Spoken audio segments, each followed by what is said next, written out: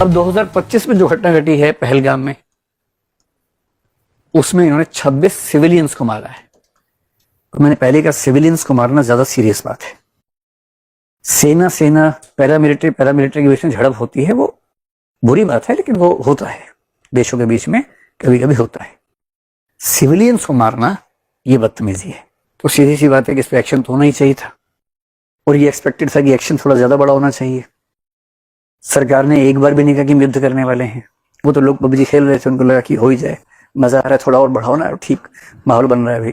इस बार 14 दिन लिए, फिर सरकार ने कहा कि अब हम सायरन खेलेंगे 2 दिन तक, सिविल डिफेंस।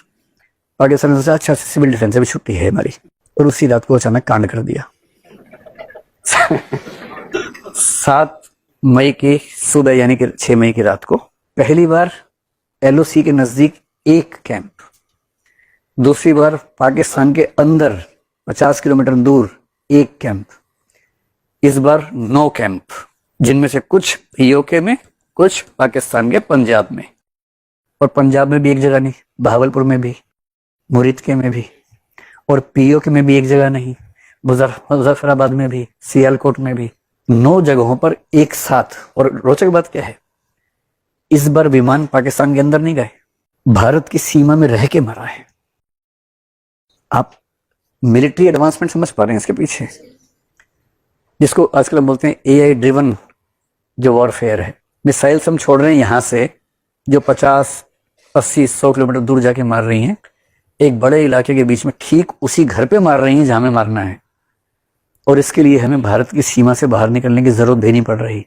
इसको कहते हैं अपनी मिलिट्री की डिफेंस टेक को प्रदर्शित करना, कि हम कितने प्रिसाइज अटैक कर सकते हैं। आपको मारने के लिए हमें अपनी सीमा से बाहर नहीं निकलना है। अब वो 2019 की बात थी, अब 25 चल रहा है। 25 में आपको मारने के लिए अपने घर के अंदर से मार देंगे हम आपको, बहुत दूर नहीं जाना है। और एकदम एग्जैक्ट उस लोकेशन पे अटैक। सरकार का कहना है कि 100 से ऊपर आतंकवादी मरे हैं। मैं तो चाहता हूं कि आतंकवादी कोई भी ना बचे, जितने भी मरे।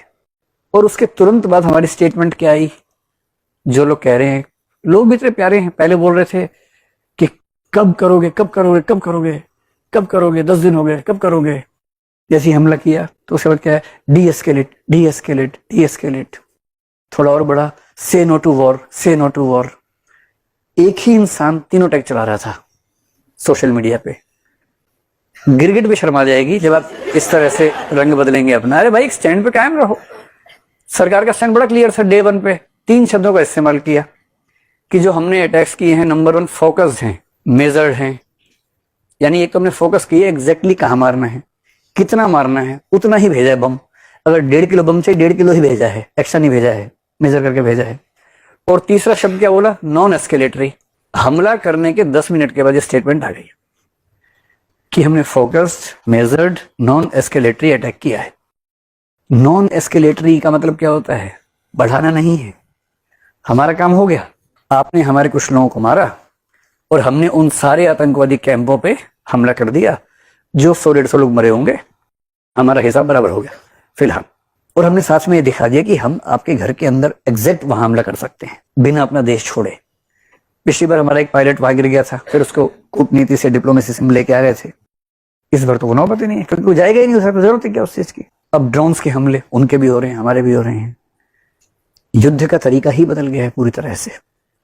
और हमने शुरू में कह दिया कि non escalatory from our side, हम नहीं बढ़ाएंगे, पर तुम बढ़ाओगे तो जवाब देंगे, जितना बढ़ाओगे उतना जवाब देंगे। और इन बातों से फिर सरकार ने माहौल बनाने के लिए क्या कहा, सिविल डिफेंस, सायरन बजाएंगे, सब तैयारी कर लो। सबको लगा अच्छा कुछ होने वाला है इस बार, तो उम्मीदें बढ़ गई। POK आएगा लगता है। सरकार नहीं कह रही है, सरकार केवल कह रही है कि उस मूर्ख का भरोसा नहीं है, हमने तो केवल इतना किया, क्या पता क्या फेंक दे, किसको लग जाए, तैयार रहो सब लोग। और युद्ध में दिक्कत नहीं है। देखिए समझदार आदमी की पहचान क्या है, वो युद्ध खुद चुनता है। कोई आपको उकसाए कि युद्ध लड़ लो मुझसे, युद्ध लड़ लो, नहीं लड़ना है, क्योंकि आप फ्री नहीं है, आपके पास काम है। आपको अपना रॉकेट भेजना है चंद्रमा पे, मंगल पे भेजना है। वो जो एक स्टेटमेंट बहुत प्रसिद्ध है, उनके झंडे पे चंद्रमा है, हमारा चंद्रमा पे झंडा है। तो ये अंतर ध्यान रखना ना हमें। हम उनके लेवल पे जाके झगड़ा करेंगे तो कैसे आगे बढ़ेंगे भाई, हमें नहीं झगड़ा करना। वो तो झगड़ा करने को तरस रहे हैं। समझदार आदमी झगड़ा तभी करता है जब उसको पता है कि इससे सिवाय कोई चारा नहीं है। चारा नहीं है तो झगड़ा करेंगे, चारा है तो बिल्कुल नहीं करेंगे। तुम मजाक बना लो, हमारा बना लो, हाँ अरे डर गए, हाँ हम डर गए, हम बहुत डरपोक है, थैंक यू। आप ऐसा करो, उस तरफ चले जाओ, बलूचिस्तान की तरफ चले जाओ, वहां झगड़ा कर लो, हमसे मत करो। तो झगड़ा कोई उकसाए और आप झगड़ा करने लग जाए, आपसे बड़ा मूर्ख कौन है उसके बाद? तो ये भी चिंता है कहीं युद्ध हो जाए शुरू, और युद्ध में इतने रिसोर्सेज खर्च होंगे, इतने लोग मरेंगे।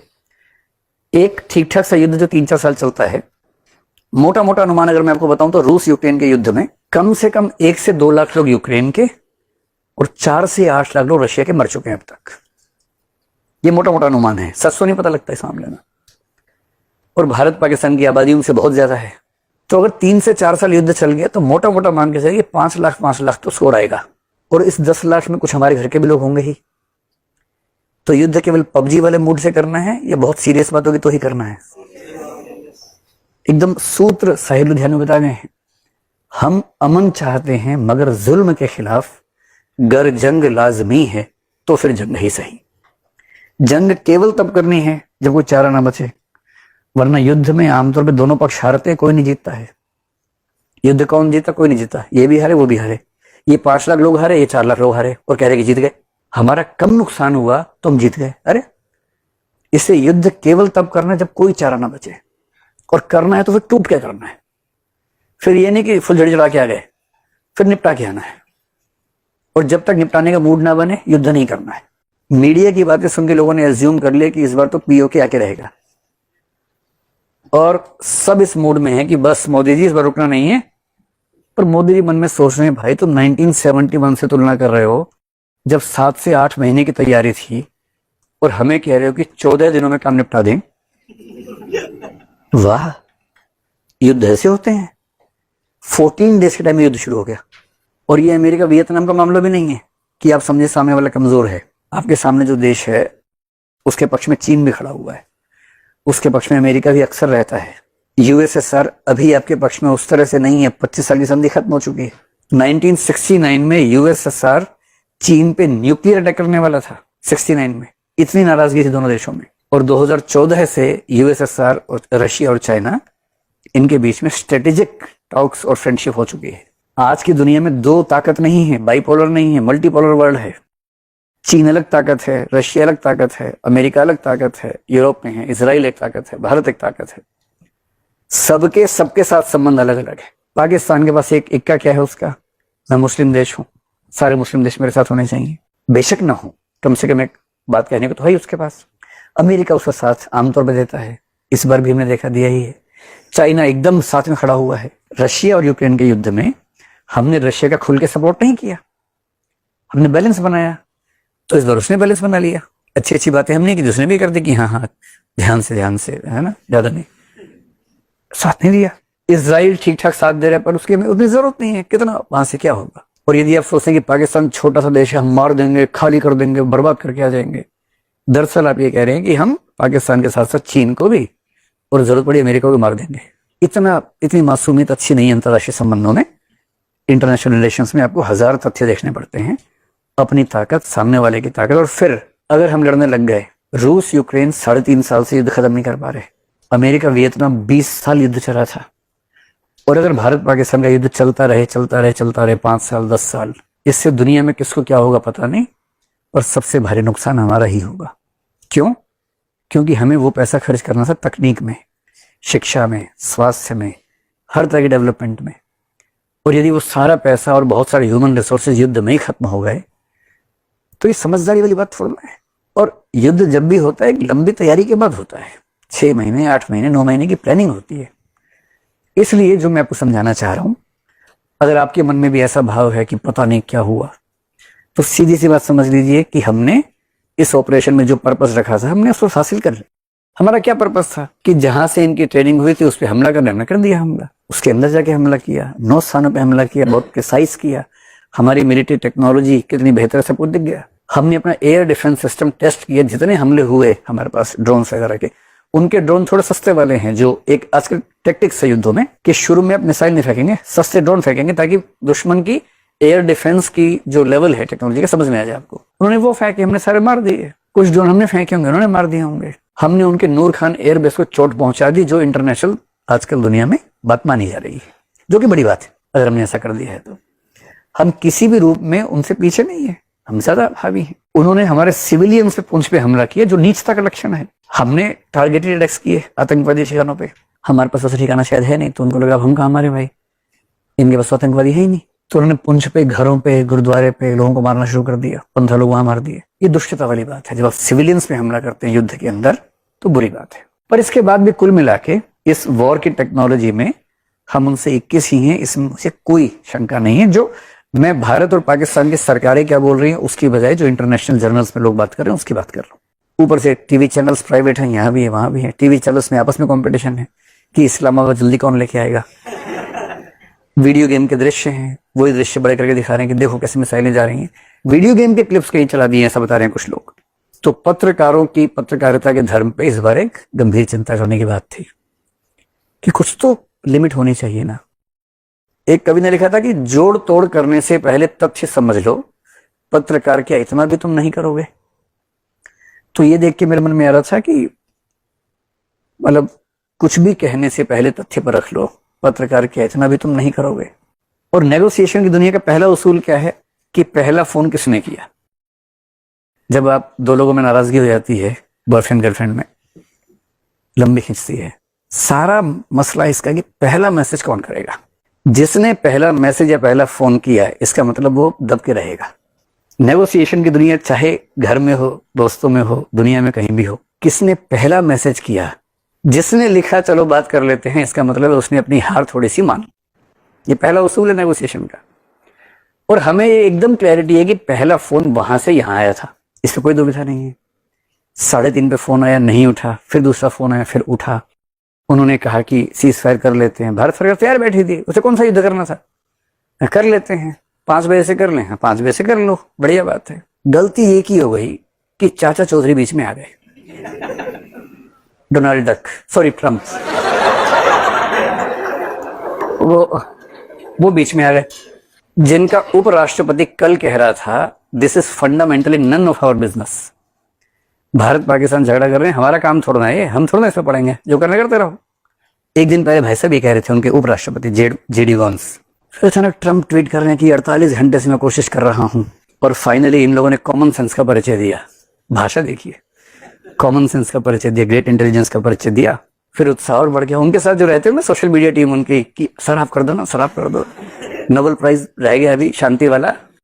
रूस यूक्रेन तो आप रुकवा नहीं पा रहे, इसराइल रुकवा नहीं पा रहे, ये अपने आप रुक रहा था, अपना नाम तो लगा लो कम से कम।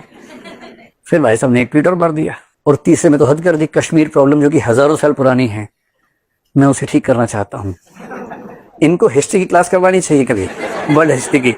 कश्मीर समस्या भारत पाकिस्तान के बीच हजारों साल पुरानी बता रहे भाई साहब। ये बहुत ऐसा नेता मैंने आज तक नहीं देखा दुनिया में। और उनका विदेश मंत्री क्या कह न्यूट्रल प्लेस पर बैठेंगे। अरे पूछ तो लो जिसको बैठाने वाले हो, न्यूट्रल प्लेस पर बैठेंगे। मुझे इस पूरे मामले में लगता है कि एक गलती हुई बड़ी भयंकर। अगर 3:30 पे पाकिस्तान डीजीएमओ ने फोन किया था और हमने कहा अच्छा ठीक है तुम कह रहे हो तो मान लेते हैं, अगली बार से ठीक रहना भाई, 5 बजे से कर लेते हैं, हाँ कर लेते हैं।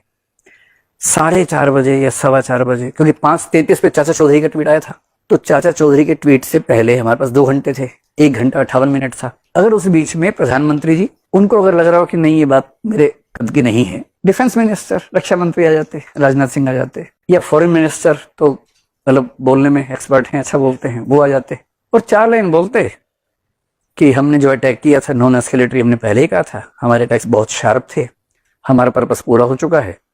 पाकिस्तान डीजीएम ने फोन किया कि वो सीज फायर चाहते हैं। दुनिया के कई देशों ने हमसे रिक्वेस्ट की है कि युद्ध आगे बढ़ाना ठीक नहीं है, तो हमने इस सबको देखते हुए तय किया है कि फिलहाल हम युद्ध विराम कर रहे हैं, लेकिन इस बात से तय करेंगे कि उनका आगे का रिस्पॉन्स कैसा रहता है। 5 बजे से फिलहाल युद्ध स्थगित कर रहे हैं। देश के निवासियों से निवेदन है कि खुशी मनाएं क्योंकि हमने एक निर्णायक जीत हासिल कर ली है। मजा आ जाता लोगों को, लोग बम पटाखे छोड़ते, फुलझड़ी छोड़ते, स्कूटर पर निकल जाते बम बम बम करते हुए। अब लोग समझ नहीं पा रहे, 5:33 पे अचानक चौधरी जी का ट्वीट आया कि मैंने रुकवा दिया है। लोग भरोसा नहीं कर रहे। हमारे पास सीधे फोटो भेजे, लोग नहीं मजाक चल रहा है, ये नहीं हो सकता, मजाक चल रहा है। उधर पाकिस्तान के पीएम ने कर दी प्रेस कॉन्फ्रेंस और सबका धन्यवाद कि ट्रम्प जी का धन्यवाद, चीन जी का धन्यवाद, इनका धन्यवाद, उनका धन्यवाद, सबका धन्यवाद, और हमने बहुत मुंह तोड़ जवाब दिया और आप सबने हमारा साथ दिया। पाकिस्तान के लोग मस्त हैं एकदम, पता कुछ नहीं जनता को क्या हुआ है, बस उनके पीएम ने सामने के बोल दिया कि हम जीत गए। लोगों ने कहा अच्छा जीत गए, जीते रहे होंगे और बम पटाखे छोड़ने शुरू कर दिए। तो ये है कि नैरेटिव वाले वॉर में शायद हम थोड़ा सा कमजोर रहे, इसलिए कल को अगर आप आईएएस बने और आपके रक्षा मंत्री या सूचना मंत्री रहते हुए युद्ध हो, तो नैरेटिव के युद्ध में अगली बार थोड़ा और मजबूत रहना है और जनता को खुश होने का मौका मिलना चाहिए ना भाई। जब आप हर मामले में 21 थे, 1 घंटा देरी करने की वजह से फिर आप डीजीएमओ से करवा रहे हैं प्रेस कॉन्फ्रेंस। उस समय तो प्रेस कॉन्फ्रेंस होनी चाहिए किसी टॉप लीडर के माध्यम से जिसमें जनता भरोसा करती है। इतना सा चेंज होता तो मेरा ख्याल है कि मामला बहुत बेहतर होता। मैं तो खैर अभी भी खुश हूँ, मुझे उन छूटी खुशियों से बहुत उम्मीद नहीं होती। आप भी यूपीएससी के लिए पढ़ते हैं, आप भी इन बातों को समझते हैं, लेकिन आम आदमी को चाहिए होता है इमोशनल सेटिस्फेक्शन कि हमारे पीएम ने या रक्षा मंत्री या विदेश मंत्री ने सामने आके कहा कि हम जीत गए हैं, तो हम जीत गए हैं। और पीओ के तो देशों का इतिहास कुछ दिनों का थोड़ा ना होता है, जैसे हमारा इतिहास 70-80 साल का होता है, देशों का हजारों सालों का होता है। 1971 में एक मौका आया था, कभी और भी आएगा, जब आएगा ले लेंगे। तब तक बलूचिस्तान में ऐसे घोषणा कर ही चुका है कुछ दिन पहले, चल रहा है, सबके अपने अपने युद्ध हैं, वो भी लड़ेंगे।